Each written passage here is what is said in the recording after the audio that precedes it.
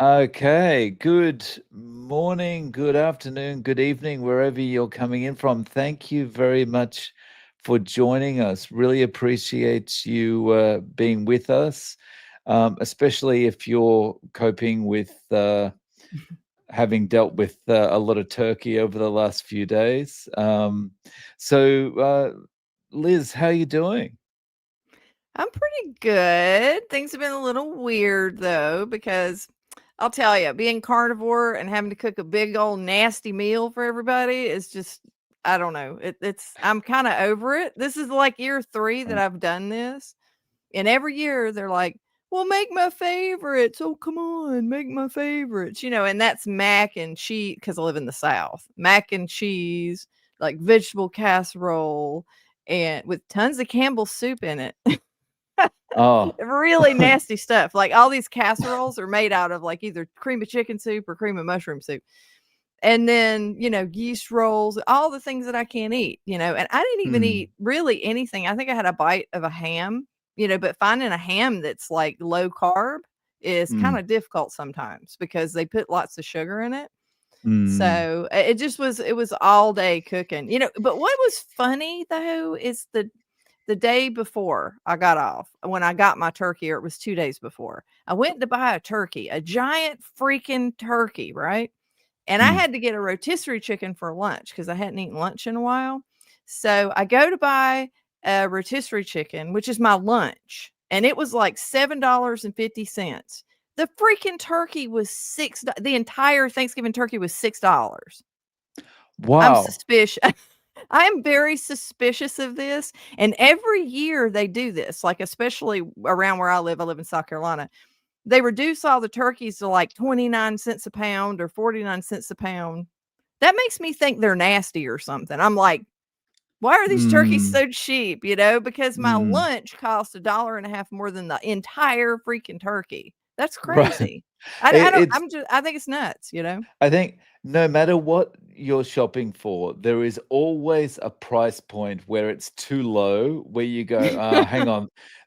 Yeah. What have they What, done to has it been on the yeah. floor? I know, and I'm looking at him going, "Wait a minute, was that the truck that lost refrigeration for a while? Like, and then it refroze or something?" It's just so nasty, but I don't know. But Mm, it just creeps me out, and turkeys are just nasty to deal with anyway, like, when you're trying to make them, because I don't like any kind of, like, birds. I'm just I'm a beef person. Yeah. It's like birds are just, like, nasty, and you have to pull his neck out of his butt and stuff, and I'm just like, this just ruins it for me, because his neck is, like, in there. His body parts are, like, shoved in there. It's like some kinda, I don't know, Dexter episode or something. I'm just, like, pulling out his neck and it is I don't know, whatever parts are in there. I think mm, mm. giblets and whatnot, but it's just nasty, and it tastes gross the next day. I don't see how people are eating this leftover because it's just nasty the next day. I don't know. It creeps me out. But Right. last year I think I did make a roast or something like a prime ribeye roast or something like that. That was really good. So I need to just do that, honestly. Right. So I might have said this to you before, but whenever I think of turkey, all I remember is an episode of Mr. Bean where he's walking around with a turkey on his head, 'cause, I know what you're um, talking about. Yep. so along with Thanksgiving, there's also Black Friday. Uh, Today's Black Friday, right? Did you well, go into like Walmart and start wrestling people? not anymore, and that's a shame because that was my favorite, like, YouTube content, like, years ago, like, back in 2010, it was awesome. I mean, you see people beating the crap out of each other, it was wonderful content-wise. I don't want people Mm, beat the crap out of each other, but it was great, and they'd be standing in lines like morons, like, 3 miles worth of lines, like, they would all start lining up right after Thanksgiving dinner sometimes. They would camp in front of stores. It was mm, it was like an amazing sociological experiment. But now, because all of the stores they start doing Black Friday in like freaking October or something now. Like, so it's always Black Friday. It's just black right, every right, day. And right. so now it's just like when you go look at content, you can't see people like freaking out, over a baby doll or something in the stores. It's like, That's a shame, content-wise, because it was actually very entertaining to watch, Because for sure. it's interesting you say that because it's like Christmas. Christmas now they put the decorations up in Mhm. July or something now, right? Yep. And Easter, the hot cross buns come out in November, and all this kind of, and so it's the same with Black Friday. It's 6 months Mhm. in advance. We're having our Yeah. pre-Black Friday sale. Yeah, yeah, they're milking it, and it's working though, it's really working. So, I mean, I know I took advantage of it. Like, Amazon like has some stuff like cheap as crap. So, Black Mm, Duck Day. Black Duck Day. So, I don't get Yeah. it, but okay. Yeah. We've got a question here. So, guys, if you've got any questions or anything you'd like us to discuss, please put a Q in front of it. Filming not allowed is asking, is there a definitive list of how much, if at all, the most popular alternative sweeteners trigger insulin spikes based on people's actual CGM data? Mm. I haven't seen anything. I think there is a study. It's not.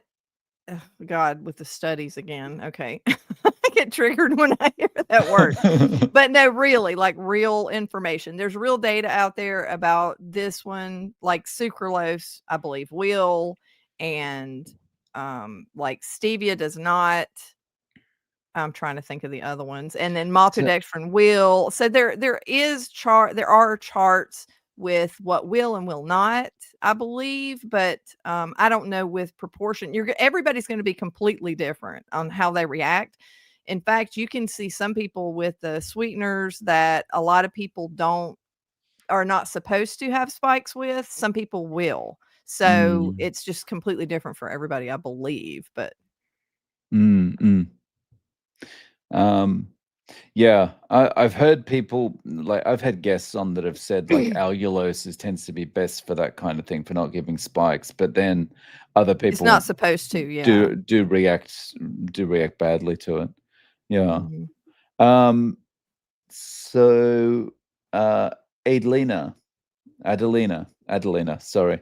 Any tips on using carnivore to treat severe treatment-resistant OCD intrusive thoughts? As well as I'm not going to say that word because YouTube might not like the Mhm. video if I say it. Sorry.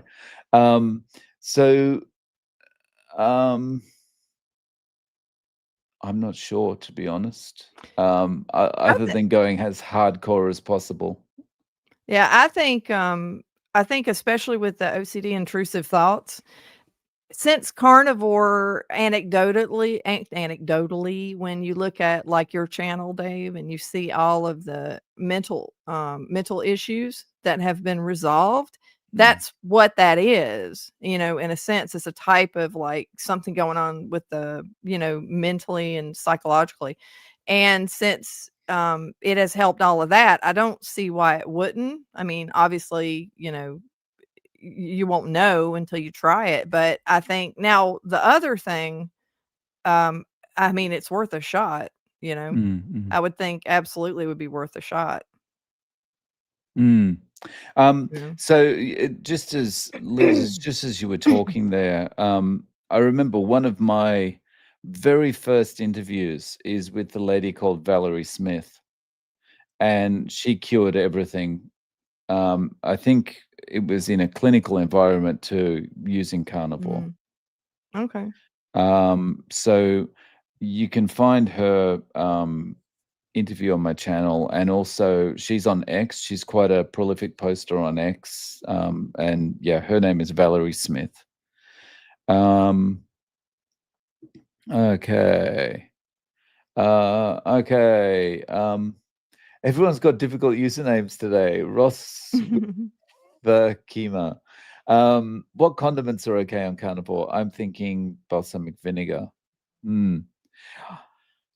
I would say this is something you've really like we were talking about with sweeteners, you've really got to test. I think you've got to go very Mhm. strict, eliminate everything first, and then kind of add things back if you want to, like one at a time, very, very slowly to see how you react. What are your thoughts on that, Liz? Well, excuse me. I think that at the beginning, if you haven't done carnivore before, in the beginning, the closest you can get to lion diet where you're just doing meat and water or beef and water. And then like Dave was saying, add things in if you don't want to be that strict, because some people will find out they can't eat pork for whatever reason, and or it makes them not feel so good for some reason, or they can't eat eggs, or they have some kind of allergy, things like that. So if you have piles of stuff in the beginning, then it's hard to tell what's doing what, Mm. what's actually making you feel some kind of way. So condiments now, I would say in general with condiments, is say you've been on carnivore and you're like, well, is there any condiments that wouldn't be that bad? Like you wouldn't want to touch ketchup because it's got tons of sugar in it. It's high carb. You've got things like Dr. Berry says mustard Mm. is like a pretty good condiment because it's, in general, depending on if it bothers you. But mayonnaise, the problem with mayonnaise is you would think that would be the perfect condiment because it has like some vinegar in it and it has eggs, so it's kind of carnivore, right? No, all the mayonnaise is made out of soybean oil, which is horrifyingly bad for you, like very inflammatory and terrible. But Mm. and then if you get, I tried to order some or get some mayonnaise that was clean, and it tasted rancid. It was the most horrifying thing I've ever, and then I looked at it more carefully when I ordered it, and I was like, "Oh, it's figures." I mean, because it's actually shelf stable. I mean, why would I expect it to be? But you can make your own mayonnaise out of like olive oil and eggs and stuff. But I'm too lazy to do that, at least so far. I have in the past, but Mm. Yeah. When you talk about shelf stable there, that makes me think of I remember watching Robert Lustig's talk on sugar years ago. hmm And when he's talking about how, like shelf stable orange juice, it's a commodity. It's not like it's hmm not a food. It's or a drink. it's a It's just, product. yeah, a product for people to make money on. That's all it is. And hmm yeah, I think when you think about anything that's shelf stable is probably best avoided, hmm for the most part. Yeah. Yep. Oh, you might know more about this than me, Liz. Do you guys think Zane Griggs and Dr. Zalvadar might possibly might have been bought off by anti-carnivore forces to spread anti-carnivore propaganda? Maybe too spicy to answer. No, I'm good with spice. I think it's very possible because he's on like a hate fest kind of thing, like the way he approaches. One thing I can say about people who get very angry about stuff, like why are you all irrational about, because he's a very irrational person. Zane Griggs, and I don't know the other dude, but I'm assuming that's the dude. Sarah Zalvadar. Oh, the other chick. Yeah. I don't know her, but Zane Griggs I know is like really angry person. He's like Jim Bro looking guy. So if Um, you're that mad about stuff, it seems like maybe it's not, I don't know, it sounds organic or like something. Lane Norton in a way. Yeah. It's Yeah. yeah. Or maybe I'm getting him mixed up with, I take it back. Like, isn't he maybe he's not the angry guy. I might be misplacing him. Was he the one who did the um thing with Lisa Wiedemann? He did the video about carbs. I think that might be him. Yeah. Oh, yeah, yeah, yeah, never mind, I got it mixed up. There's too many Jim Bros going around that I've been doing videos about, but Zane, but I mean, he's another dude with his shirt off and he's 50 or something. He did the, what is it? Kicking Ass After 50 with Dr. Berry Ah. or something like that. Like, I think if I'm thinking of the right guy, he's the guy, and you guys tell me in the chat, like, if I'm wrong, but I think he's the one who actually wrote that book with him years ago. And he's definitely bought by whoever. Like the wind blows and he changes whatever he's doing. I think he's like he himself is a product, and he has like all these supplements that he hawks and all this kind of stuff. So he's just like a business or something. I think that's my impression that I get off of him when I actually watch him. Mm, What mm, little I've seen off of him, and he's selling himself as like a persona, I think, if mm. that makes sense. So it's very possible he could have been. paid off by somebody. Yeah. You know what I Um, mean when I say like a product, like, people who turn themselves like they become their brand and they're just kind of like selling right, right, themselves. And then they have all these things that go with them. Like I did a video on Russell Brand recently, and he's kind of like his own little brand, he's kind of a crazy personality, but he has all these supplements and stuff. He's like, I'm carnivore now, and he's doing like 10 different supplements. right, It's like, dude, that's not really right. how that works, but okay. So, not picking anyone out on this, as far as the supplements are concerned. I'm just talking generally from the experience I've had, when I was more into marketing.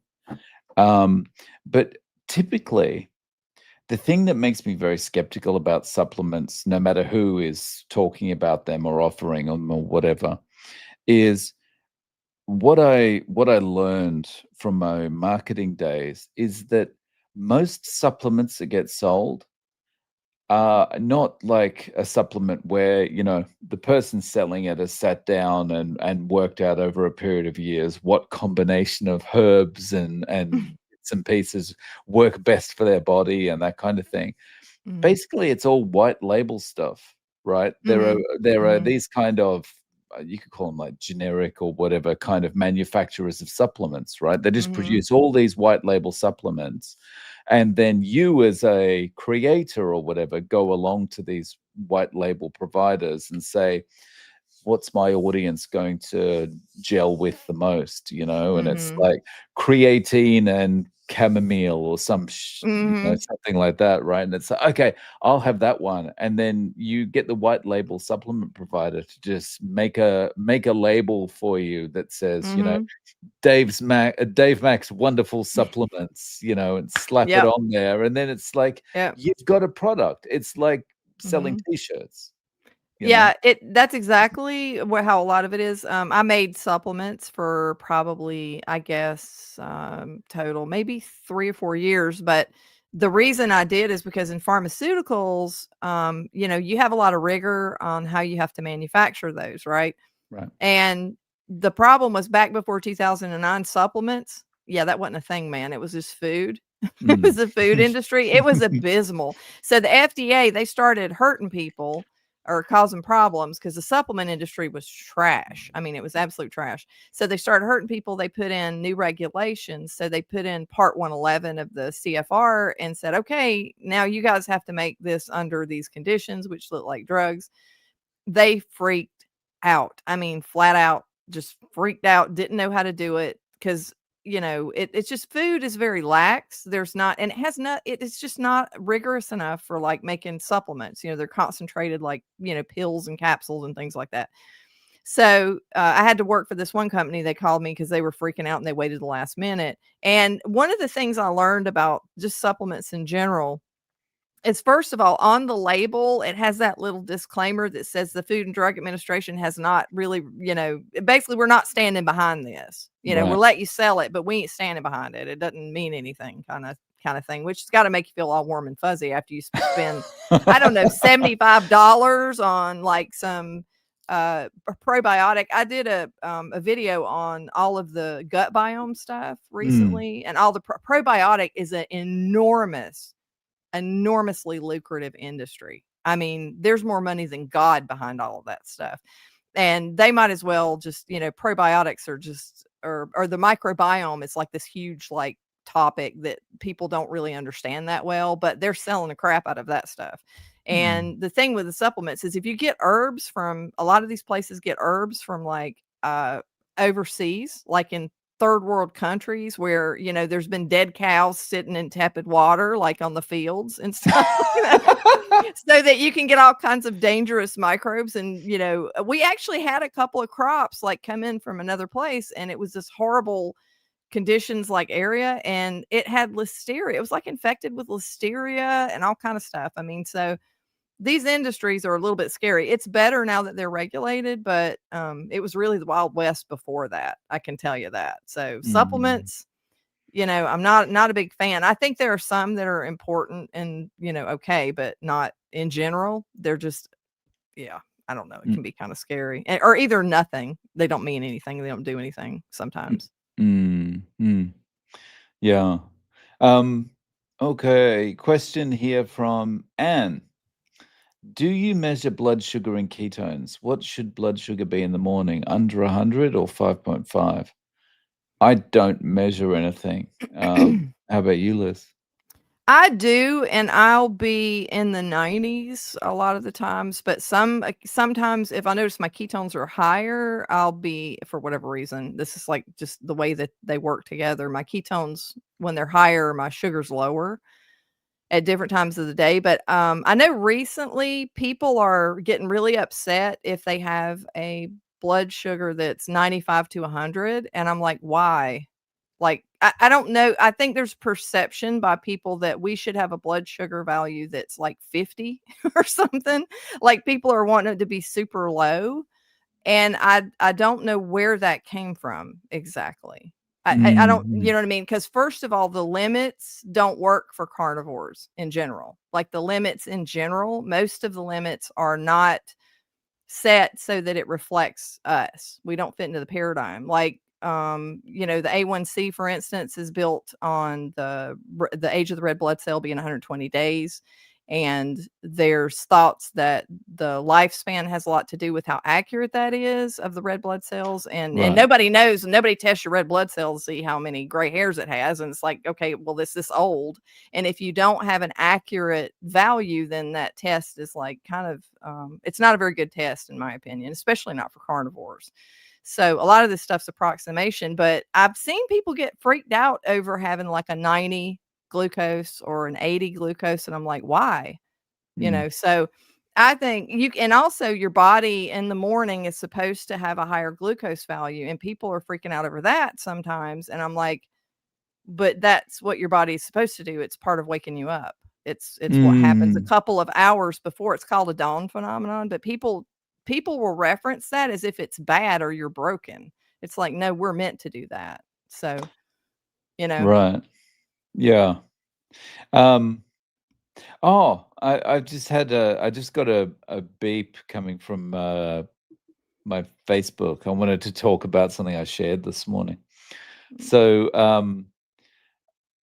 I put out a video last night, and one of the comments I received on the video is like, huh, I wonder how much Big Meat is paying this guy. And it's like, so now I'm a Big shill meat. for Big Meat. Oh, yeah.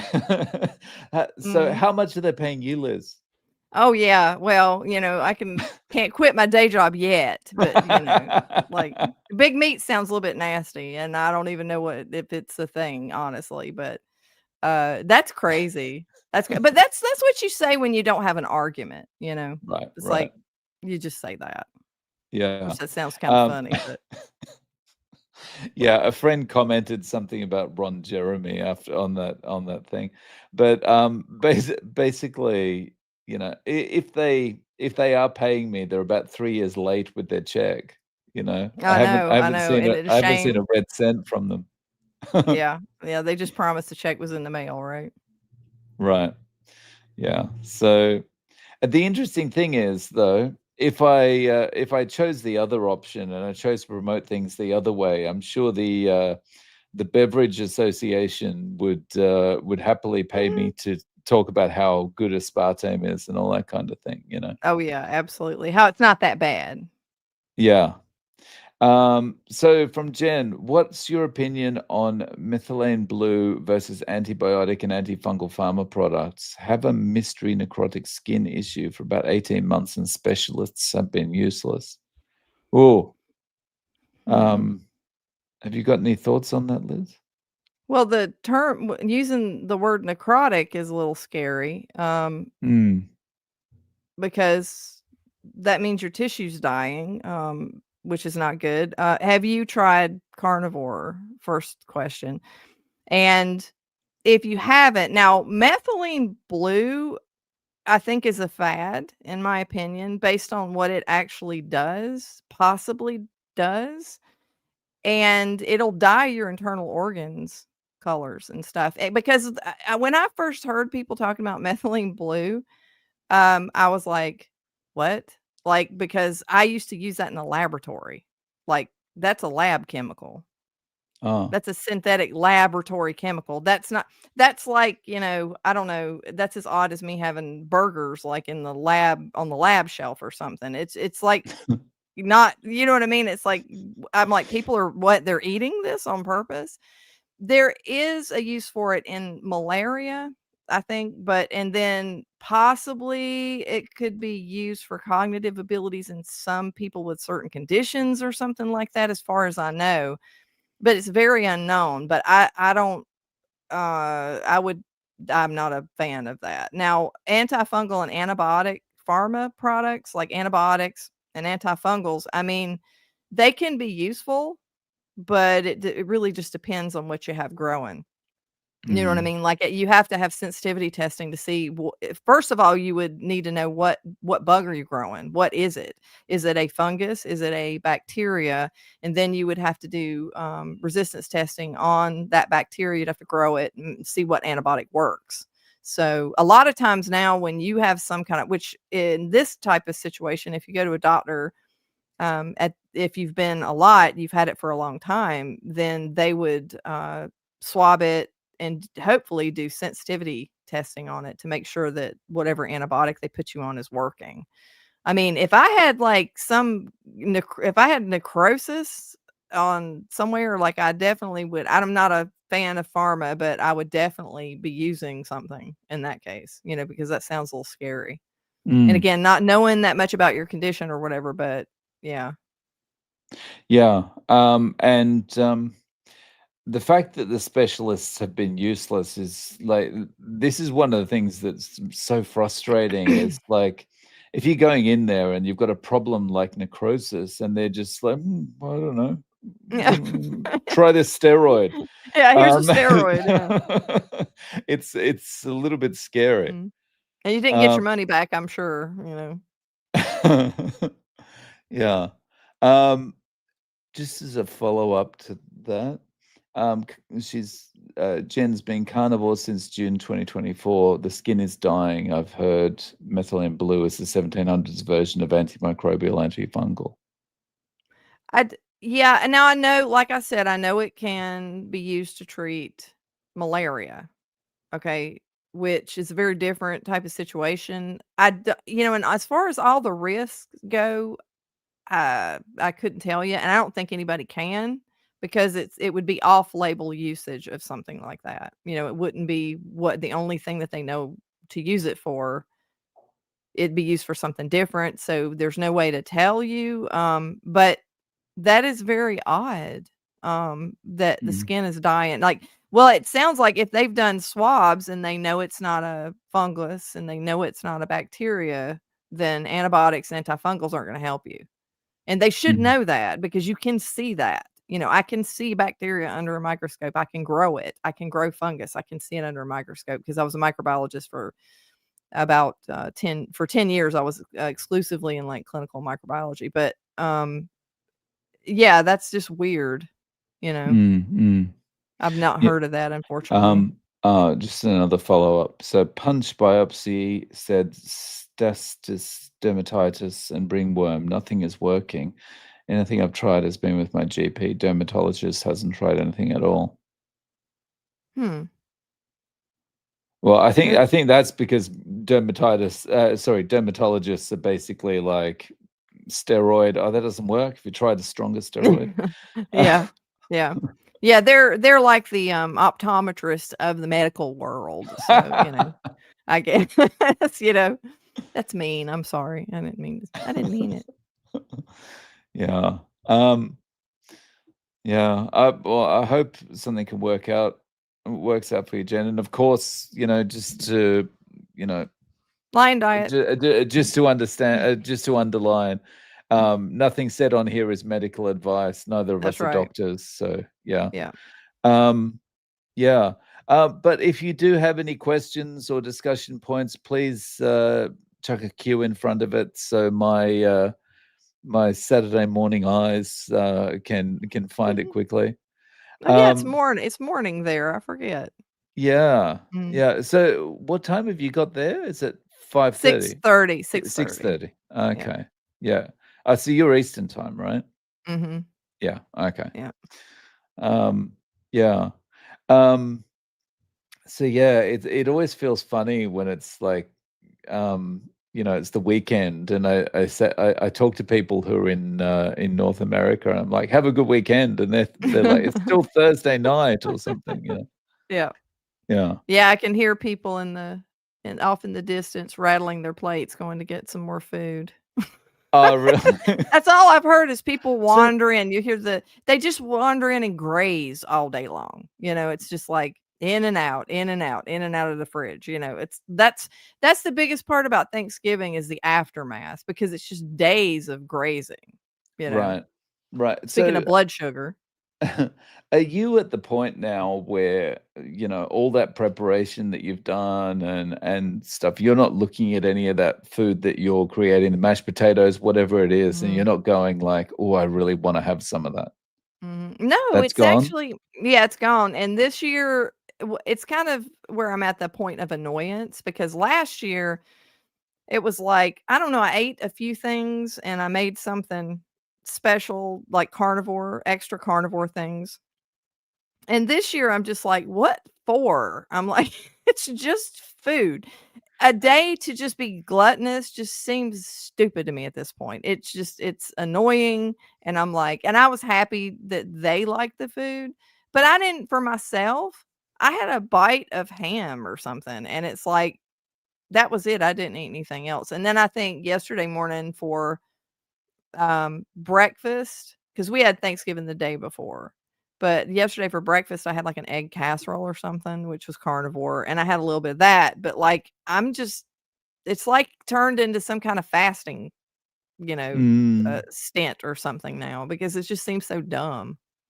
right. It's just like just gorging yourself, and everybody, and I know everybody, a lot of the people are, sick Mm, and have conditions, and a lot of them are overweight, and they're just like giving themselves license to feed for 2 whole days, 2 or 3 whole days, because those leftovers last for a while, you mm. know? But When I see like, the emotional thing's gone for me, but and the thing it's been replaced with is, I guess it's similar in a way. It's like when I see people eating some of this stuff with, like, let's say it's mashed potatoes or something like that, I just look at it and think, I am so glad I don't have to feel mhm. like I would feel after eating the mashed potatoes now. So, Yep. before, when you're into it, it's like, "Oh, that taste, those few Mhm. seconds of taste is everything I need," Yep. Um, but now my focus is on, "Yeah, but the after effects are so bad." Mhm. And, Yeah, that was the worst. it's the same with alcohol for me now as well. Like, if I Mhm. see someone drinking now, I just think to myself, "I'm so glad I never have to wake up with a Mhm. hangover ever again."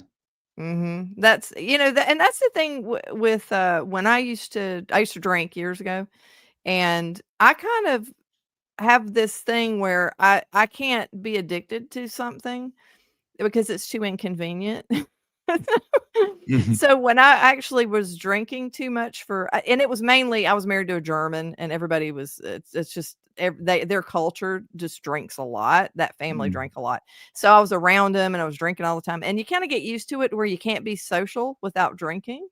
I Right. don't know if you experienced that, like, where you're just Mm. you have more fun when you're drinking kinda thing, so it was part of my life, a big part of my life, but at some point, like, I just couldn't do it anymore because afterwards it makes you feel too bad, and I was like, "Well, screw this, I'm not doing this anymore," and I was able to stop that, but the food was much harder, and so, a lot of people would think alcohol's way harder to give up, but the food for me was much, much, much harder to give up. I was big time food addict, and Mm.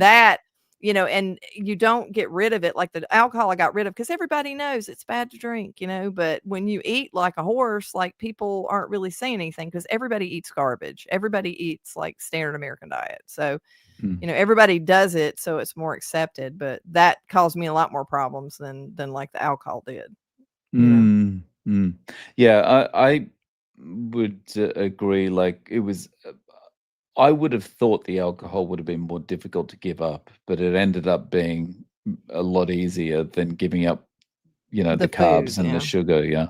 Mhm. Yeah.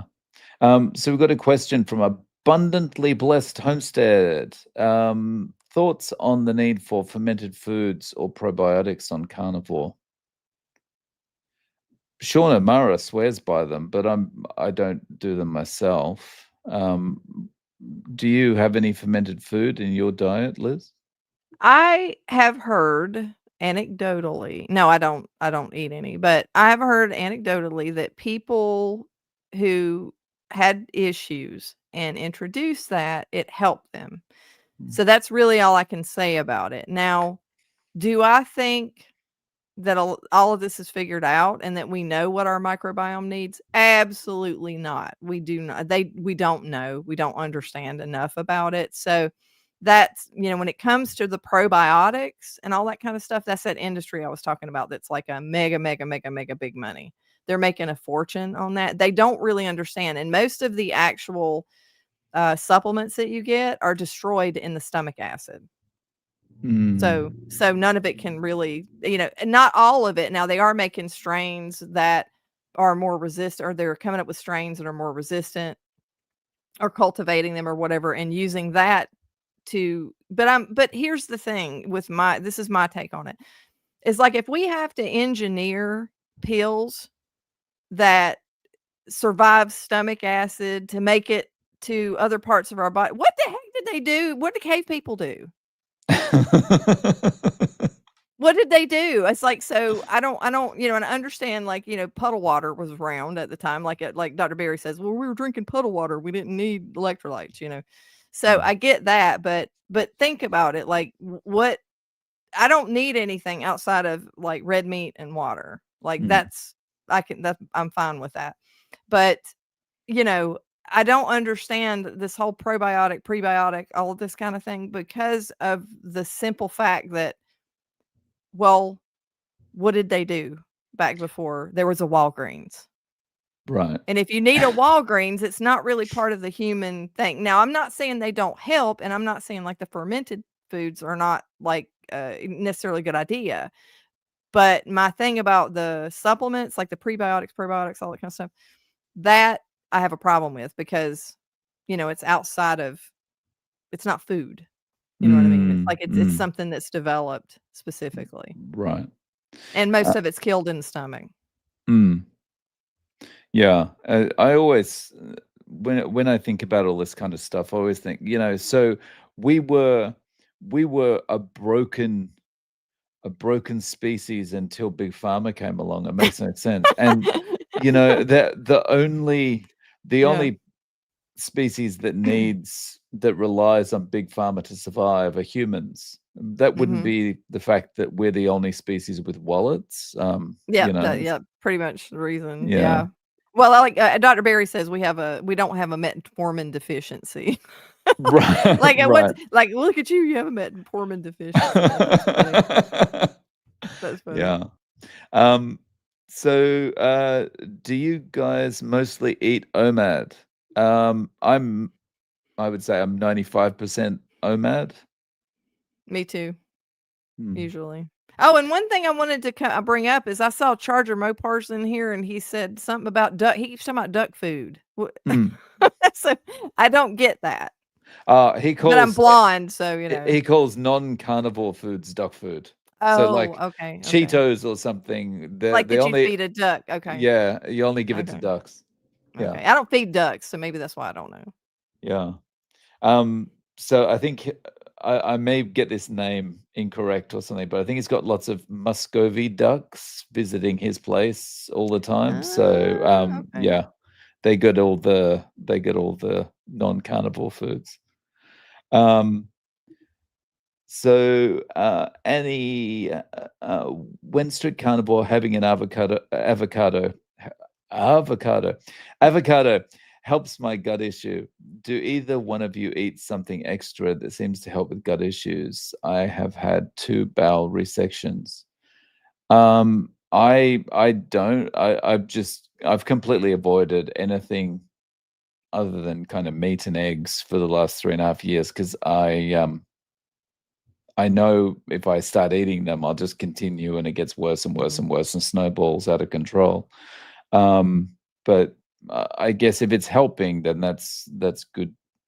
that's good Mhm. news for you. Yeah, and I can understand it would help some people, like it slowed down digestion or moving through the gut and stuff like that. Mhm. What are your thoughts, Liz? Yeah, I think that food basically in that case, you're using kind of food as medicine, which I mean, Mm. if you're gonna need some kind of medicine, food's better medicine than anything else, when it comes to natural remedies and things like that. Like the Chinese have used when I worked for the supplement company. The owner actually did a lot of research with the Chinese different companies. They've done herbal remedies and all this kind of stuff that that actually have legitimacy to it. So when I'm talking about supplements, I'm talking about modern supplements. Like before we had pharmaceutical companies, there were herbal tinctures and elixirs and things like that that were actually helping people, and so they came from food. So I think that if you test your own body and you know what you need and you try something and it works for you and it's whole food, I don't ever tell somebody they shouldn't do that, because Mm-hmm. and also everybody's in a different state of health, so I don't think it would hurt anything, honestly. Yeah.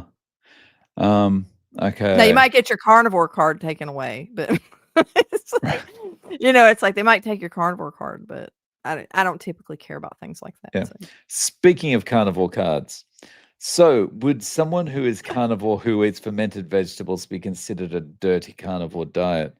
I wouldn't actually consider that dirty carnivore. no, dirty carnivores if you're like chewing on a Slim Jim kind of thing. Like if you're going, you're eating like Slim Jims with sugar and things, but you're only eating meat. But see, that's got so much like sugar and garbage in it. It's like processed. Typically, if you call somebody a dirty keto, okay, dirty keto is the processed keto snacks and cookies and Mm. stuff. So I would say in my terms, I mean, there's not definitions for this, but if you called somebody a dirty carnivore, I would say that was somebody that's eating like hot dogs and Slim Jims and things like that are processed, that Mm, mm, have a bunch of other stuff in them. But I would say if you eat fermented vegetables, then you're animal based. That's more of mm. a descriptor, I think. I think that's what people are using nowadays to actually describe that. Because there's a lot of Yeah. people who are doing it. A lot of people do the fermented veggies on the side. Mm. Yeah. Yeah, and I would be I always think like when someone says I do, I have a couple of vegetables occasionally. Mhm. And you get some people jumping up and down saying you're not carnivore and that kind of thing, and I'm Yeah. just like, where do you draw the line? Because Mhm. like for example, I drink coffee, right? Mhm. Um, Oh, no, we're not carnivores so in terms of the purist. Yeah. right, and so like, where do you draw the line? Like the fact that I've had a little, a cup of coffee, does that mean that I can't be called Mhm. carnivore anymore? So yeah, I I think think. it's like it's basically a social kinda norm where if you drink coffee, all carnivores drink or a lot of carnivores drink coffee. So they just like, that's nothing. Even though it's a plant, it's like dirty bean water. So you're drinking dirty bean water, you still be called a carnivore, but if you add some other vegetables, it's like, "Oh, well, you're not carnivore, you're animal based." So it's kind of funny the lines that are drawn, if you look at it. Mm, mm, mm. Yeah. But I drink dirty bean water too, so. Mediterranean D. So the reason I'm showing Mediterranean D Oh, is I know why you're showing him. Mediterranean D is the person that thinks I'm shilling for big meat. Oh, He's the one no. that said, I'm shilling, well, assuming it's a he, um, said, I'm shilling for big meat. I'm Well, ripped to he's a shreds. beefy woman if he's not, so. I'm ripped to shreds on high carb. You should follow Mike Mentzer. He was right. Mhm, Yeah. So I'm still waiting for the payment from Big Meat. mhm. Well, I'm gonna tell you, Medi D. Now, I see a lot of your comments on my channel. It's like, I appreciate your comments, I do, but I think the point that's being missed here is that all of us used to do the carbs. Carbs were a thing. I've done every diet, and the only diet that got rid of my 7 medical conditions was the carnivore diet.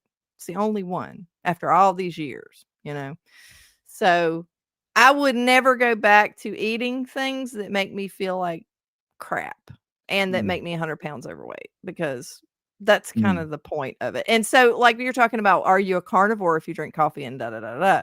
It's like you need to do what diet, eat the foods that stop you from feeling bad, that make you feel your best, and that keep you from gaining like a ton of weight, you know? mm.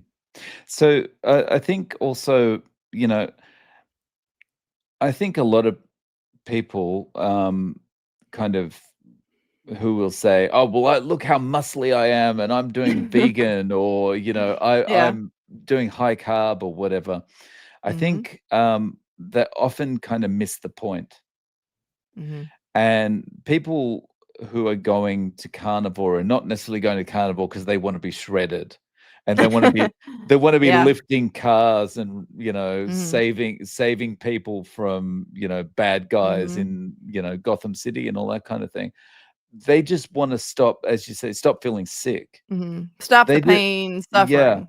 Yep. yeah, like, they don't wanna walk around with knee pain anymore, they don't care Mhm. what their pecs are like, they Mhm. care that they can barely stand when they wake up in the morning. Mhm. And so I think when we talk about, "Well, you're not shredded, so, you should be Mhm. doing high carb or vegan or Mhm. whatever," I think, yeah, it just misses the point.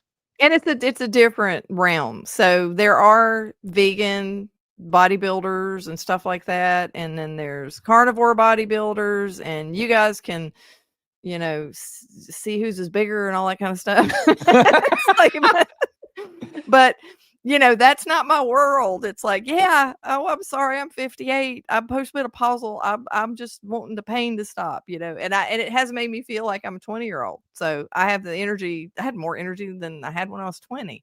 So it's done great things for me, and that's evidence that it did. Like, Mm, mm, it works. So I just do what works, mm. you know. Exactly, yeah. Um, okay. And George is just saying, Mediterranean D is a regular visitor, nice guy, 45-year-old athlete and doing nicely. Thank you.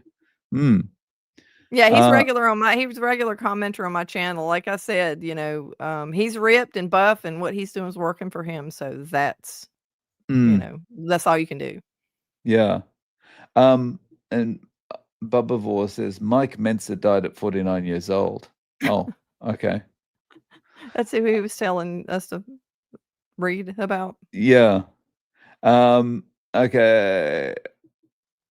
And Brooke, how you doing? Good to see you. Thanks for joining us. Um, okay. Any questions that I've missed here? No, I don't think so. Um, yeah. So, well, we've talked about OMAD, um, and how we're typically OMAD. What about everyone that's in the chat? Are you OMAD, 2 mad, 3 mad, 10 very man. mad? That's vegan. So yeah. There you go. What are you? Let us know in the chat. Um, Rick says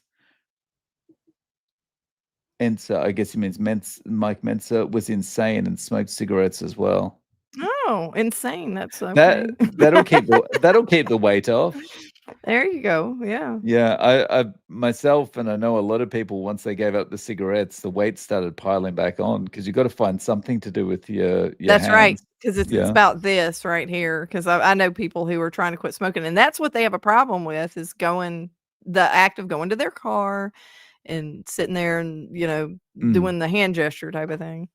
On Yeah. road trips too, like, years ago when I smoked, for a little while, I didn't smoke much, I had a natural allergy to it, but I would try to smoke, and it's like I would get used to it for a couple of weeks, and I would wanna, like, have something to do on a road trip.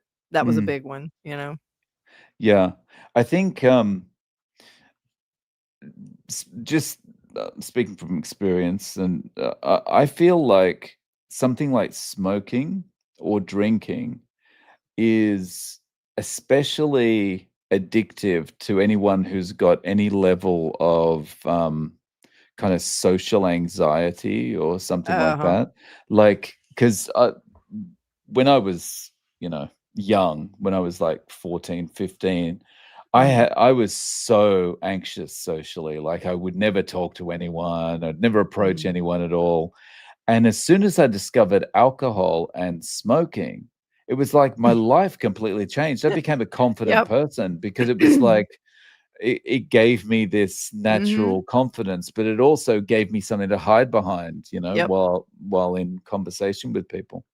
Yeah, I was in a, rock bands when I was, younger, and going on stage, like, I would just freeze up, and I wouldn't be able to do it, but, man, you get a couple of vodka tonics in me, I'm like I'm the life of the party. I was the perfect show person. I mean, everything it's like I turned into a different human, completely. Mm, But 'cause there's mm. a lot of stage fright or whatever, but, which was really that's weird how you become a different person, like that inner something inside of you just, sheds the skin and just comes out. So I know exactly what you're talking about. Yeah. And you actually get comments from people like, "Oh, well, you we had a really good conversation last night," or, "Oh, you Mhm. seemed much more funny than I thought you were," and all this kind of thing, and it's Yeah. like that's that Mhm. reinforcement as well, and you start to go, Mhm. "Well, I need this stuff." Mhm. I need to keep doing it, and then you Mm, get to a point where that's like with writers, a lot of, the greats, were just miserable alcoholics. I mean, look at mm. Stephen King. So, which I mean, I used to love reading his stuff, and he wrote about being a miserable alcoholic. Like a lot of his books, like if you look at a lot of the plots in his books, he's writing about the character he's writing about as a miserable alcoholic. So it's like they view themselves as like a different entity or whatever. And a lot of people are afraid to stop drinking because if they stop drinking, they're going to kill that creative whoever inside kind of thing, which is Mm. interesting, and that's a big thing with creativity because I used to think that, like, because I quit drinking after and I didn't like I said, I didn't necessarily had a problem. I had a problem with doing it too much, but I wasn't like I could go without it. So it was, that type of thing. Socially, I was really abusing it. But I was afraid to stop drinking after my first novel because I'm like, "Oh my god, I'm not gonna be able to have any ideas, and I'm not gonna be able to come up with anything." And it doesn't go away. That's not really a thing, but a lot of people are afraid of that. Mm. Yeah. Wow. Um, all right. Liz, about how much protein can you get in one meal? Hmm. If it's now I can overeat. Oh, I love ribeyes. Like, I love steak and I love good burgers. Like, so I have to stop myself since I'm a food addict. Like, I can eat easily, I can eat a pound of meat, and that's fine, but I can, like, make myself sick. I can keep eating because I love the act of eating it because and a lot of people are like, "Oh, you can't overeat on carnivore." Oh, yes, you can. I'm sorry, but you can.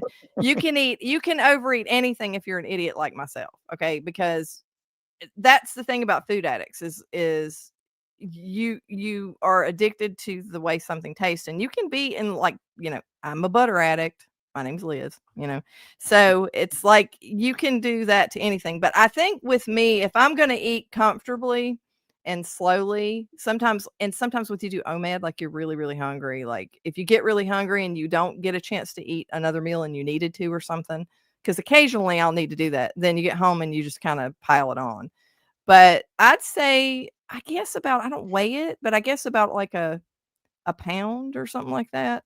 But I'm a Mm, I'm a woman, so it's like, different between men would have to eat more. I think men need to eat like what? Typically, you're gonna eat like what, 2 pounds of meat a day or something like that. mm, How much yeah. do you eat, Dave?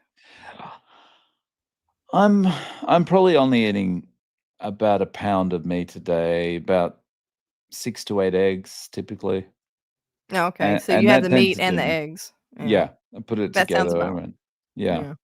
Um, but also, like I said, I'm 95% OMAD, so I'm kind of where I've landed is basically if I get to the afternoon and I'm hungry, I'm gonna eat again, Mm. Mhm. you That's know? what I do. Yeah, Yeah. and occasionally I'll get hungry and I'll need to have something because maybe the day before I ate really early or something. Mm. But if I do that and I don't get that extra something or whatever, and then I wait till the night. At the night, I'm typically going to overeat a little bit. Not a lot, but just I might overshoot the mark a little bit. But that's the food addiction stuff. But it is better. It's almost it's I rarely do that. So that's the good news is that carnivore kind of solved that. But So Elizabeth just has a follow-up here. I'm worried about undereating, so a pound is enough then. Thank you. Yeah. I would say you need to not feel hungry. You need to not be thinking about food. If your mind Yeah. is drifting back to food, then you probably are not eating enough. Yeah, Sorry, Liz, and I cut you off. also weakness and things like that, like, you need to feel, like, you know, satiated, and you need to if you're weak or tired and you don't feel like it's possible you're not eating enough, you might need to eat more because everybody's different in what they need. How many how much, protein and stuff. Yeah. So Rick's just saying here, I used to eat 4 to 6 pounds of meat a Woo! day and 6 eggs, cheese, and yogurt. Wow. And And I know people who do that, who do need to do that, so everybody's different, and how much they need, so yeah. Okay. What would happen if suddenly the world woke up and we all started eating carnivore? Are there enough animals to go around to feed the whole planet? Probably not enough Mm, to go around, but I think you solve that by kind of local areas all worrying about themselves kind of thing rather than, mm. worrying about mass production of meat, I guess, but I'm not sure. What do you think, Liz? Well, I think that first of all, you know, I don't think we'll ever see that happen just because of the way you know what I mean? Like, the way that everybody worships the carb. So, Right, I right. doubt seriously it's gonna happen, but, um, you know, I think that it would have to require a restructure of just about everything. It would have to be restructured in how we actually, operate as a human race, basically. Mm, Because if you look at, like, what they're doing with Maha stuff and they might put a little sentence in there, and I don't know if anybody's heard the updates because I haven't recently, but I know that, basically the guidelines are about to be tweaked, and that will mean whatever they do in there will affect the military, all the schools, nursing homes, hospitals, everything, right? mm, So let's say he actually was honest and said, flip it. You know what I mean? Just completely flip it, and you've got a buttload of meat, and then you've got like a itty bitty amount of grains. The entire economy, I think, would crash. I think literally everything would just implode if you did something like that. Because even if you just look at the military and you look at the schools and you just look at that, because I don't care what the food pyramid says, and most people don't. But if you look at that and you look at every other country follows suit to it, I mean, if you think about it, that's like that would be a big deal. So that's why number 1, I mean, that's not gonna happen. He's not flipping mm, it. mm. But, whatever they do, and what I think was proposed is that they say something like, "Well, you might wanna try a low carb diet." So basically, you're not like a anathema or something, like, because you have a low carb diet, making it Right. allowable, but Mm, that's an interesting question. I've thought about that often. It's like you'd have to have a restructuring of basically priorities, because everything's and you'd have all the people making all the crappy processed food. If everybody was eating carnivore, they're not eating processed food. So, mm, mm, mm. you I, know I I think the biggest issue, if this happened, and just say there was enough meat to go around, I think the biggest issue with this and why it would never work, Mhm, because they would never allow it to happen, is the economy would just be destroyed. mhm. Yep, like, Um, if he flipped the food pyramid, it would be over with, like, USDA in of itself is just such a behemoth. mm, yeah, yeah. And you mentioned the food pyramid. Speaking of the food pyramid, I interviewed someone from Switzerland the other day, and she told me about the latest Swiss food pyramid. Oh, And okay. it's very interesting.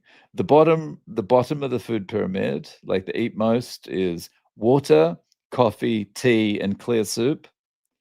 The second row is vegetables and fruits. And the third row is grains, and then you've got everything else. And the top of the pyramid is chocolate and potato chips. Where's the So yeah, meat? there's no red meat. There's only chicken Oh. and fish. There's only chicken and fish and eggs. Oh, And that's gross. kind of in the corner in the middle. Oh my God, that's So crazy. yeah, And where is they're this? Switzerland. They're extremely anti-red meat. Oh my God. Yeah, yeah. So we're at the 1 hour mark, so we might finish up for today. Thank you very much for joining us, everyone, and Liz, thank you for doing this again. It's always awesome to catch up Thanks for having me. and chat, and always a good laugh. Thank you so much. Bye, Cheers, guys. guys.